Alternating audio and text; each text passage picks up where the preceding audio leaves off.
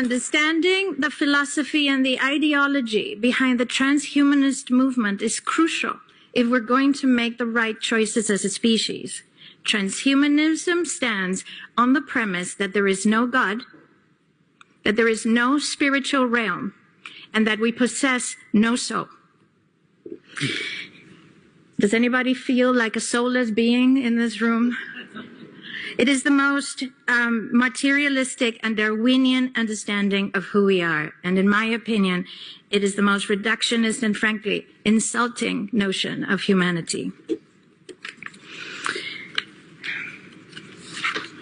For decades, we have been prepped and groomed to accept the notion that without technological enhancements, we will not survive the future, but instead become obsolete.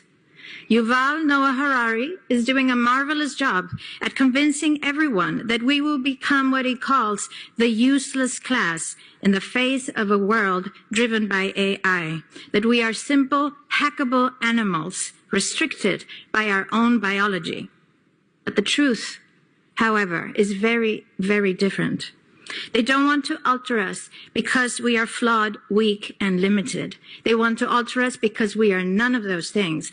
And it's increasingly difficult to control the billions of resourceful, resilient, and creative humans that we are. There is a reason why it's called artificial intelligence. And that's because it is artificial.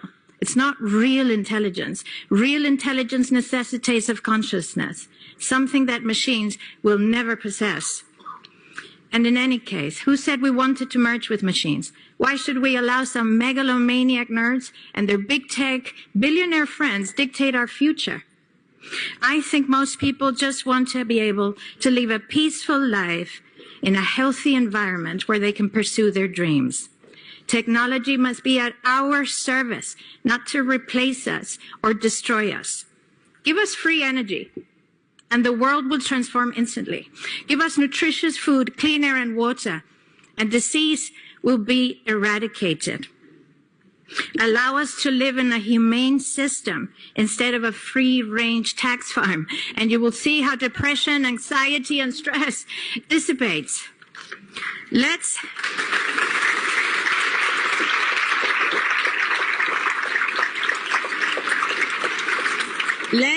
Let's use technology to make our lives more humane, not to make humans a thing of the past.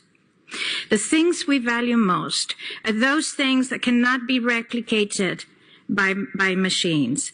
Empathy, compassion, courage, intuition, imagination, passion, love, all of the things that make us unique.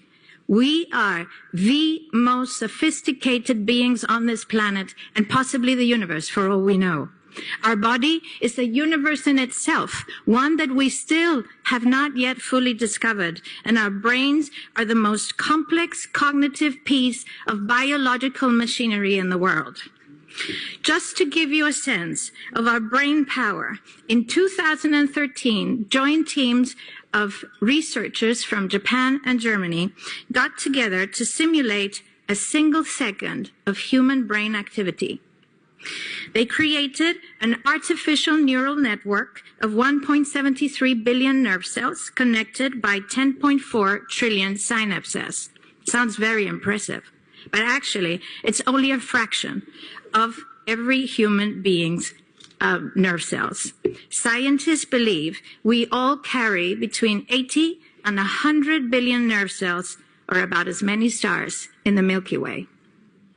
The researchers were actually not able to simulate the human's brain activity in real time, and it took 40 minutes with a combined muscle of 82,944 processes to get just 1 second of biological brain processing time. But they want to make you think you're useless. They don't want to make you better. They don't want to make you a superhuman.